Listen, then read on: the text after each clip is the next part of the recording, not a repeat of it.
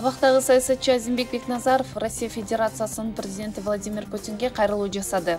Урматтуу Владимир Владимирович, акыркы мезгилдерде Россияда эмгектенип жүрүшкөн 100 миңдеген кыргызстандык эмгек мигранттары жапыр депортацияланып жатат деген маалымат кыргыз коомчулугунда кызуу талкууланууда. Депортациянын себеби катары депортацияны Россия Кыргызстанды эл аралык милдеттенмелерин аткаруу үчүн рычаг катары колдонууда деген пикирлер да бар.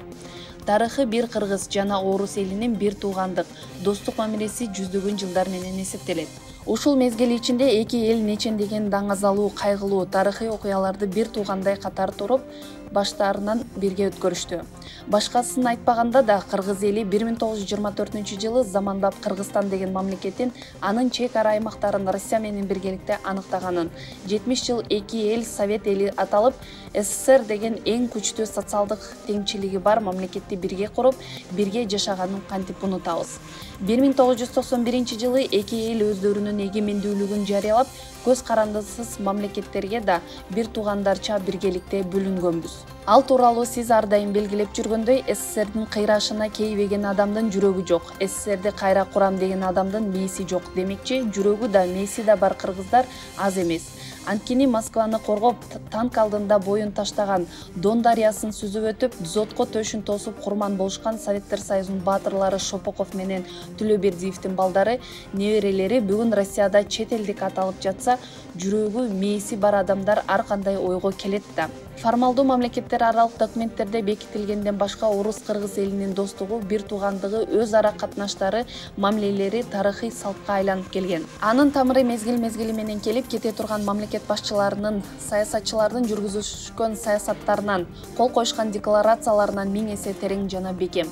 Ал төбөлүктүү кыргыздын чыгаан акын Осмонов орус жана кыргыз элинин бир туугандыгы жөнүндө мындан 86 жыл мурда: "Эй Россия, Россия, бир боор энем, мен өңдүү тоо кушуна койнуң кенен, чын сөздү туура айтуудан таймана албайм, биз элбиз, биз кишибиз сени менен" деп ташка тамга баскандай белгилеп кеткен. Урматтуу Владимир Владимирович, кыргыздар жумуш издеп Россияга баргандай бир дагы чет өлкө барышпайт.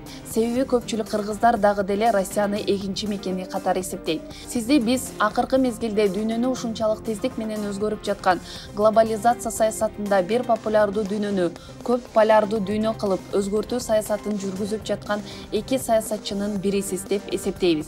Азыр бир тууган Украин жергесинде жүрүп жаткан Россия НАТО согушу учурунда албетте Россияда бекем ынтымак, тартип, мекенчилдик жана мыйзамдуулук талап кылынаарын да туура түшүнөбүз.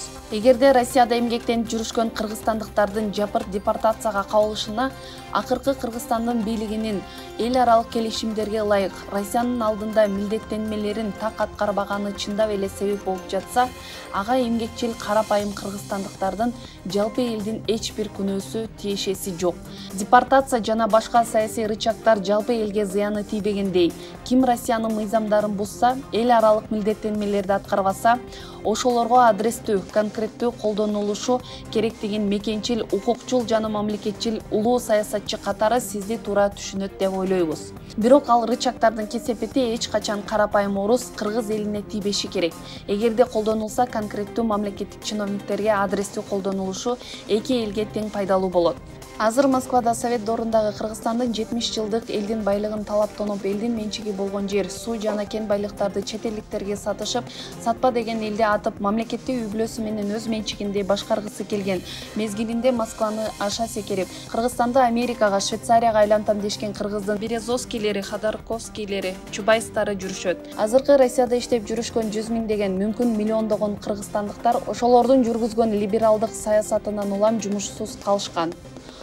Урматтуу Владимир Владимирович, ошол Кыргызстанды ушул абалга салып келишкен коррупционер, саткын, оору качкын Кыргызстандын мурдагы президенттерин, өкмөт башчыларын, башка чиновниктерин Москвадан кармап, баарын бир автобуска оптом салып Россиядан чыгарып салсаңыз, Кыргызстандын көпчүлүк эли сизге ыраазы болушат эле.